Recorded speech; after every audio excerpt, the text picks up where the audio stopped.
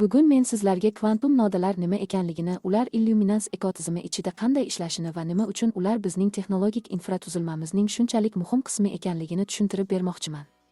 Chunki odamlar AI, grid, nodalar va taqsimlangan tizimlar kabi atamalarni eshitganida, bular juda murakkabdek tuyulishi mumkin. Ammo asl g'oya juda oddiy. Illyuminans shunchaki bitta server emas, shunchaki bitta savdo boti yoki boshqa bir dasturiy ta'minot platformasi emas. Bu bir nechta qatlamlar yagona aqlli infratuzilma sifatida o'zaro hamkorlikda ishlaydigan, taqsimlangan texnologik ekotizimdir va kvantum nodalar tizimni kengayuvchan, tezkor va barqaror qiladigan asosiy elementlardan biridir. Har soniyada global moliya bozorlari ulkan hajmdagi ma'lumotlarni hosil qiladi. Narxlar o'zgaradi, likvidlik harakatlanadi, birjalar o'rtasida spreadlar paydo bo'ladi, komissiyalar o'zgarib turadi, bozor sharoitlari esa doimiy ravishda o'zgarib boradi. Muammo shunchaki bu ma'lumotlarni qabul qilishda emas. Asosiy muammo aqlli qarorlar qabul qilish uchun bu ma'lumotlarni yetarlicha tez qayta ishlashdir. Illyuminans ekotizimi ichida bu jarayon bir nechta texnologik qatlamlar orqali amalga oshadi. Avvalo, bozor ma'lumotlari tizimga kirib keladi. Keyin illyuminans grid hisoblash vazifalarini butun infratuzilma bo'ylab taqsimlaydi. Shundan so'ng kvantum nodalar ushbu ma'lumotlarni qayta ishlaydi. Sun'iy intellekt qatlami natijalarni tahlil qiladi, ehtimoliy ssenariylarni baholaydi va eng samarali imkoniyatlarni tanlaydi. Faqat shundan keyingina baholash qatlami amallarni bajaradi. Va bu jarayon hech qachon to'xtamaydi. U kuniga 24 soat, haftasiga 7 kun uzluksiz ishlaydi. Xo'sh, kvantum nodalar nima? Kvantum nodalar bu illyuminans infratuzilmasiga ulangan hisoblash resurslaridir. Ularning vazifasi taqsimlangan ma'lumotlarni qayta ishlash jarayonida ishtirok etishdir. Eng muhimi, nodalar elektron hamyon emas. U mijozlarning mablag'larini saqlamaydi. U birjadagi hisob emas. Uning vazifasi faqat hisoblash jarayonlarini bajarishdan iborat. Buni farqlash juda muhim. Savdo operatsiyalarini bajarish va kapitalni boshqarish hisoblash infratuzilmasidan alohida ishlaydi. Nodaning asosiy vazifasi faqat bitta, ma'lumotlarni imkon qadar samarali qayta ishlash.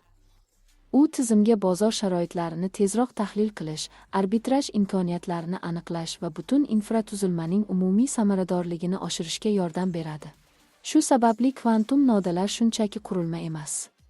Ular illyuminansga ko'proq ma'lumotlarni qayta ishlash, jarayonlarni yanada samarali bajarish va foyda olish imkoniyatlarini kengaytirishga yordam beradigan poydevorning bir qismidir. Trafik ortgani sari tizimlar sekinlashadi, kengayish yanada qiyinlashadi va agar bitta muhim nuqta ishdan chiqsa, butun infratuzilma zarar ko'rishi mumkin. Illyuminans boshqa yondashuvdan, ya'ni taqsimlangan arxitekturadan foydalanadi.